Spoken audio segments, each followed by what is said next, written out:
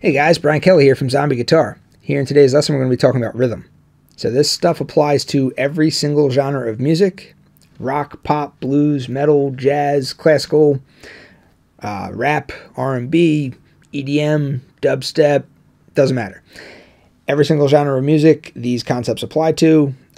This applies to rhythm guitar, this applies to lead guitar. Whether you are an acoustic guitar player that just likes to strum open chords and sit around a campfire and sing songs, or you're a metal guitar playing shredder that likes to shred at 200 plus BPM up and down the entire neck of the guitar, this stuff applies to everything.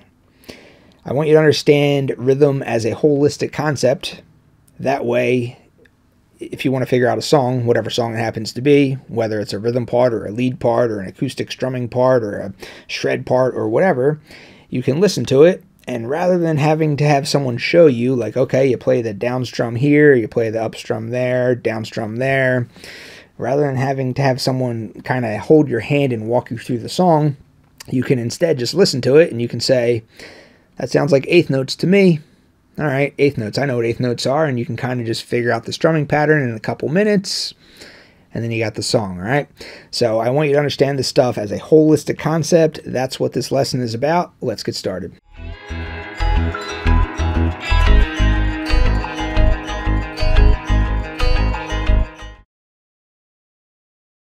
All right, so if you listen to a lot of mainstream music, most of what you're listening to is going to be in what is known as 4/4 timing. So what that means, what a time signature means, is the top number means how many and the bottom number means of what. So in 4/4 timing, what that's telling you is that there's 4, that's the how many, 4 quarter notes per measure. So 4 is the how many, quarter notes is of what. When you're listening to music and you're kind of bopping your head along, there's a 1, 2, 3, 4, 1, 2, 3, 4. That 4 count, that's the quarter notes. The 1, 2, 3, 4, 1, 2, 3, 4, 1, 2, 3, 4. 4 quarter notes per measure. That's what 4/4 timing is. So if we were to just strum a basic chord progression, let's say we're playing G major, D major, C major chords, and we're just going to strum quarter notes, and we're going to play at a tempo that's like this fast. 1, 2, 3, 4. We're just going to strum all quarter notes.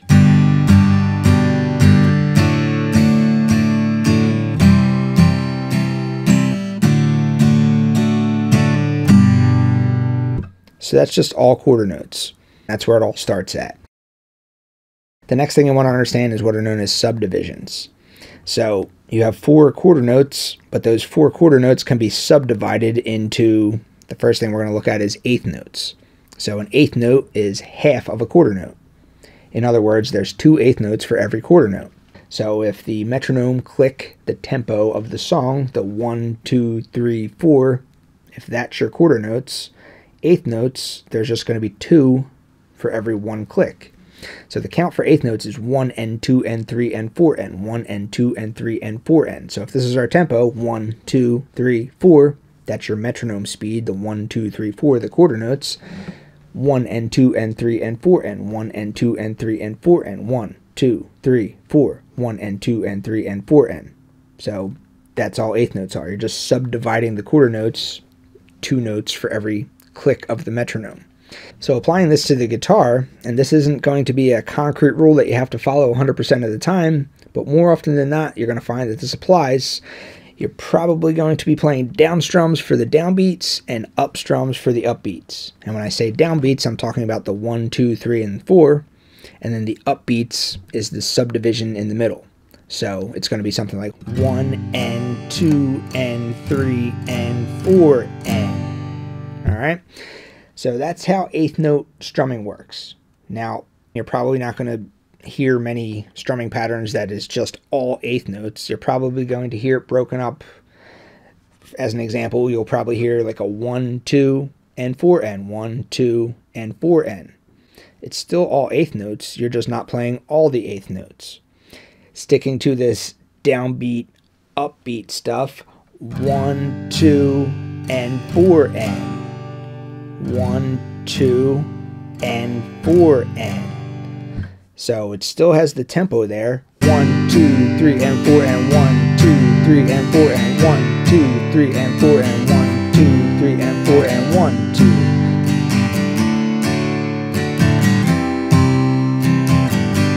So that's an eighth note strumming pattern. I just didn't play all of the eighth notes. I just played the 1, the 2, N, 4, N, but it's still eighth notes.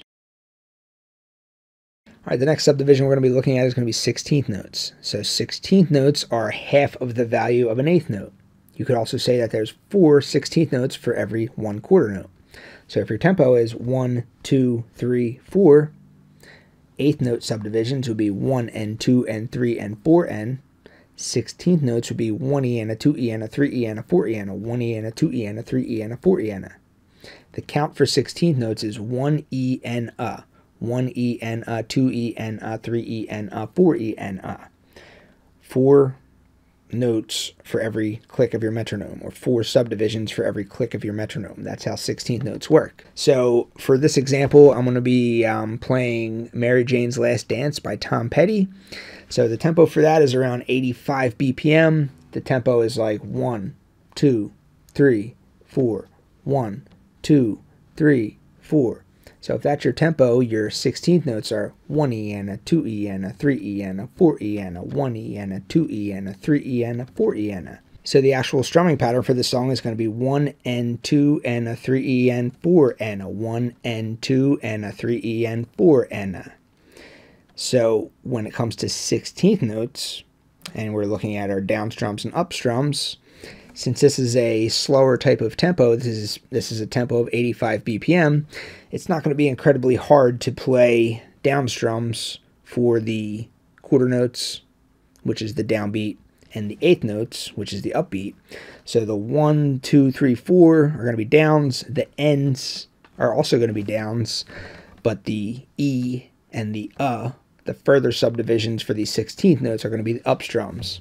So it'll be something like 1 and 2 and a 3 E and 4 and a 1 and 2 and a 3 E and 4 and a. So here's the actual song: 1 and 2 and a 3 E and 4 and a 1 and 2 and a 3 E and 4 and a 1 and 2 and a 3 E and 4 and 2 and a 3 E and 4 and a 1 and 2 and a 3 E and 4 and a 1 and 2 and a 3 E and 4 and a 1 and 2 and a 3 E and 4 and a 1 and 2 and a 3 E and 4 and all right, so I'm trying to say it and slow it down at the same time, but the ends, those are downstrokes. So 1, 2, 3, 4, down.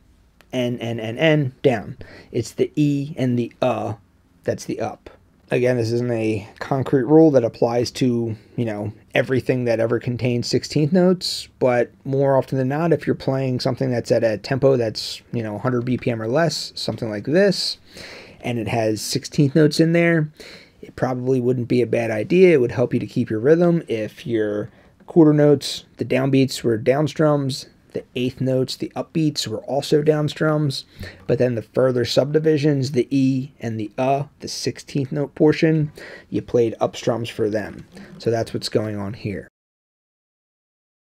All right, so the next subdivision we're going to talk about is going to be triplets. So triplets is where you fit 3 subdivisions for every click of the metronome. So if your quarter notes are 1, 2, 3, 4, 1, 2, 3, 4.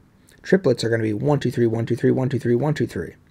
You could also say triplet, triplet, triplet, triplet.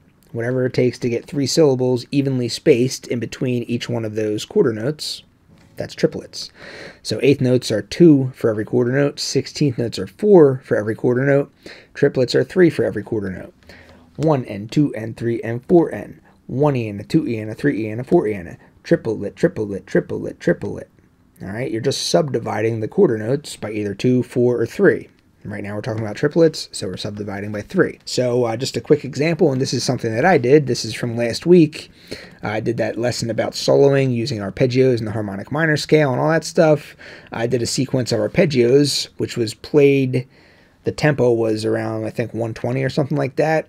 So that was the tempo of the song. That was the 1, 2, 3, 4 that was the quarter note speed, but I played the arpeggios using triplets. I used a triplet subdivision type of rhythmic pattern, and it sounds like this.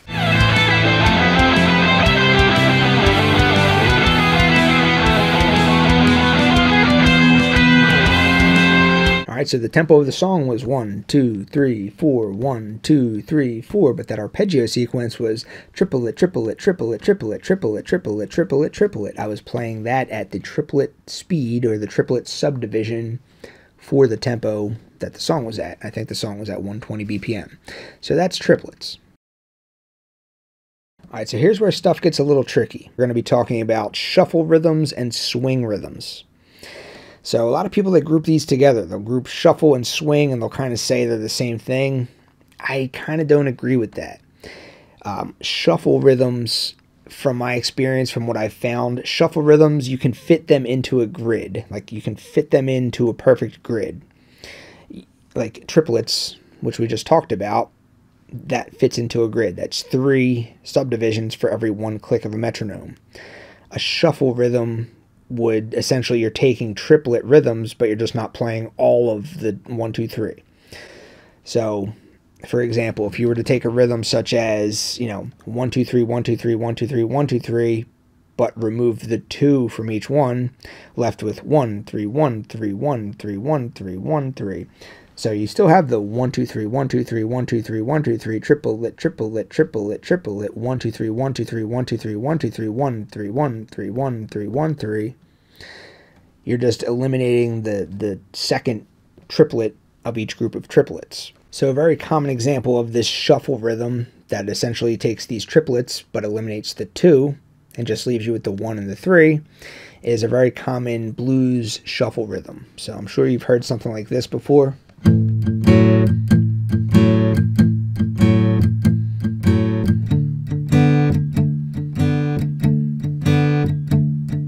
So 1, 3, 1, 3, 1, 3, 1, 3, 1, 3, 1, 3, 1, 3, 1, 3. Your tempo is still going 1, 2, 3, 4, triplet, triplet, triplet, triplet, 1, 3, 1, 3, 1, 3, 1, 3, 1, 2, 3, 1, 2, 3, 1, 2, 3, 1, 2, 3, 1, 3, 1, 3. So you're eliminating the 2, but you're just playing the 1, 3, 1, 3. So that's an example of a shuffle rhythm. So you're taking triplets, which fits to a grid, but you're just not playing all of the triplets. The more complicated one would be a swing. So a lot of people, they say that a shuffle and a swing are the same thing. In my mind, that doesn't really make sense, because there is examples of songs, which I'm going to give you one right now, which it just kind of, you can't really fit it to a grid. So the example is going to be Wagon Wheel. So Wagon Wheel is almost just eighth notes, but it's not quite. And it's not quite triplets, it's not quite eighth notes, it's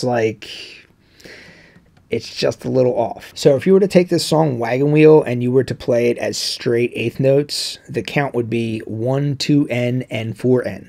So it's an eighth note strumming pattern, and we're still going to be abiding by what we talked about in the first example. So downbeats are down strums, upbeats are up strums. So 1, 2N, and 4N. 1, 2N, and 4N. So straight eighth notes, 1, 2N, and 4N, 1, 2N, and 4N, 1, 2N, and 4N, 1, 2N, and 4N, 1. That would be straight eighth notes. And it kind of sounded okay because we didn't have a metronome playing along with us. But I'm going to show you this in a second. I'm going to use Reaper. And sometimes if I can't figure out exactly what the subdivisions are for a song, I just kind of go onto my computer. I use Reaper. You can use any DAW if you want. All right, so this is just a tool that I use, and it's very, very helpful for determining subdivisions. So when I was trying to figure out Wagon Wheel, when I was trying to figure out, is this eighth notes? Is this triplets? Is this 16th notes? What exactly are the subdivisions here? I used this, and I found that nothing really fits to the grid. Triplets weren't working. Nothing was really working. So let me just kind of show you how I use this to make this determination. So I just have 2 tracks. One track has a synth on it. That's just going to give you your sounds. That's how you're going to determine your subdivisions. And then one track is just going to have your click track on it. That's just going to be your quarter notes. That's going to be your metronome. So the tempo here is set to 144. I found that the tempo of the song is about 144, 145, around that speed. So just the metronome alone sounds like this. So that's about the speed of the song. So opening up this here, all right, so this is going to be your 1, this is your 2, your 3, your 4. So between here and here is one measure. So that's your quarter note. 1, 2, 3, 4. Those are your quarter notes. So you can use this stuff down here to set your grid. So right now I have the grid set to 16th notes straight. So 16th notes, as you know, you're fitting in 4 subdivisions for each quarter note. So 1 E N 2 E N 3 E N 4 E N So the rhythm of the song is almost eighth notes, but not quite. So 1, 2 N and 4 N, 2 2 N and 4 N, 3 2 N and 4 N. So listening to that straight eighth notes, it's going to sound like this.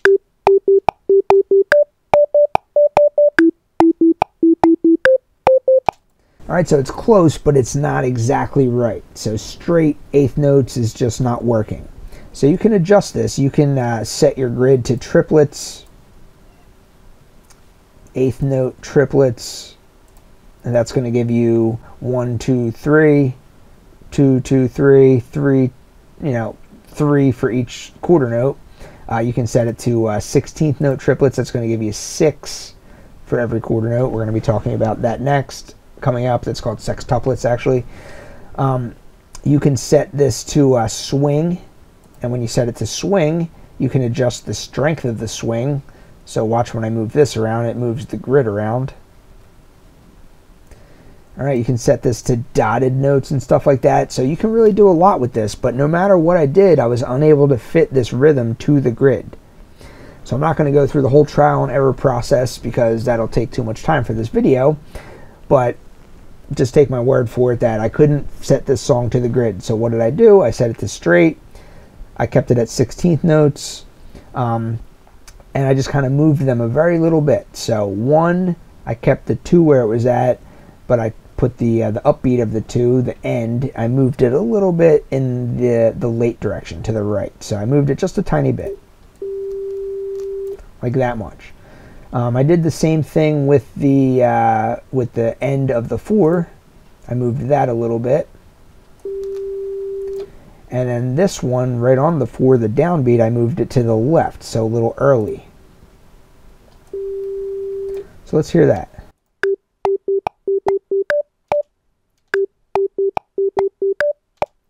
So this needs to be a little later.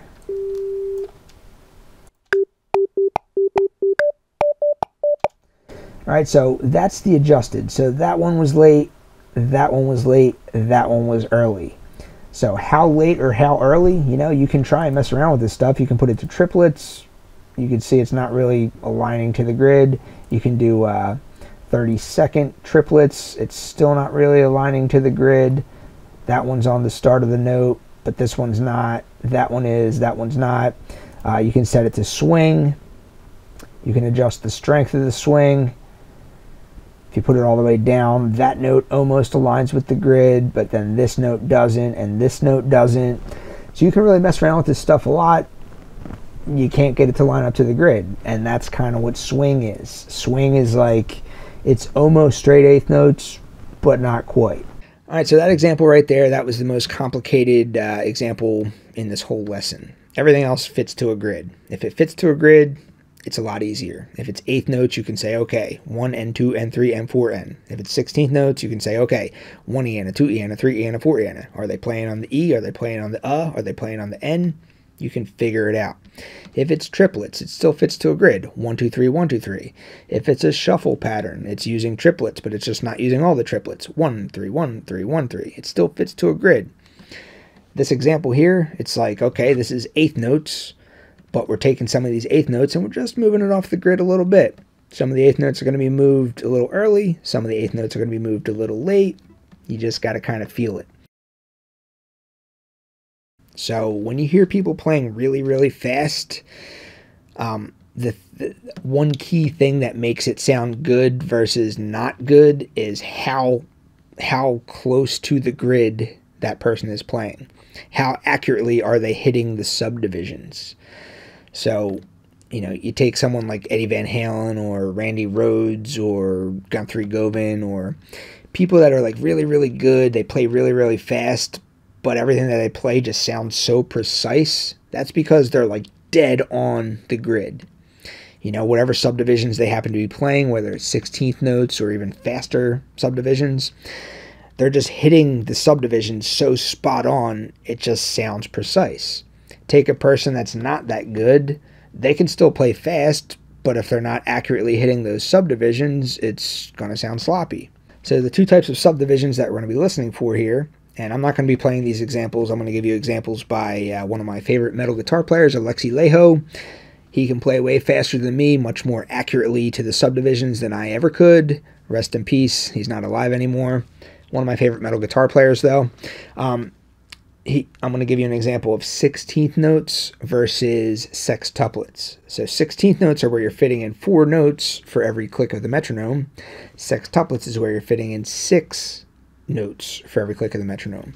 So 1 E and a 2 E and a 3 E and a 4 E and a 1 2 3 4 1 2 3 4 1 2 3 4 1 2 3 4 versus sextuplets. 1 2 3 1 2 3 1 2 3 1 2 3 1 1 2 3 4. It's really hard to say 6 syllables. So slowing it down, 1 2 3 1 2 3 1 2 3 1 2 3 1 2 3 1 2 3 1 2 3 1 2 3. So that would be sextuplets. So listen to these two back-to-back examples. The first one being 16th notes, the second one being sextuplets.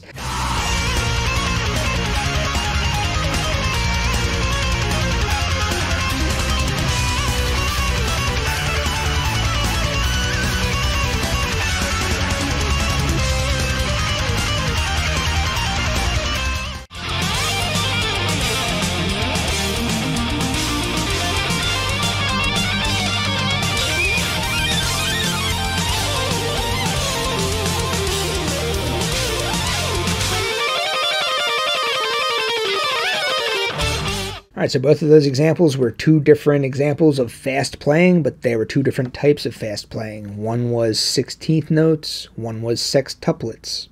So 16th notes played at a speed of 1 2 3 4 1 2 3 4, fitting in 4 counts for every single click of the metronome, or sextuplets, your speed being 1 2 3 4. It's a slower tempo, but you're fitting in 6 notes for every click of the metronome. It's also fast. So 16th notes at, you know, a tempo of 155, or sextuplets at a tempo of 105 or whatever. Both very fast types of playing, but they sound different. They have a different rhythm to them. 16th note speed versus sextuplet speed. So next time you're listening to your favorite guitar player and, you know, they're playing a cool solo or whatever, and then they throw in a fast lick or something like that, try and figure out. Be like, are they playing 16th notes there, or are they playing sextuplets there? Odds are it's going to be one of those two. That pretty much covers most of the rhythms that you're going to come across. You have 8th notes, you have 16th notes, you have triplets, then you have the shuffle and swing, which is like an alteration of the triplets or the 8th notes, which kind of makes things complicated. And then when you have your leads, you have your fast leads. It's either going to fall into the 16th note category or the sextuplet category. And that's going to cover a lot of the music that you hear. So hopefully you guys liked this lesson. Hopefully you guys found this helpful. If you need to follow up on any of this stuff, feel free to ask. Be glad to help you out. Thanks for watching. See you next time.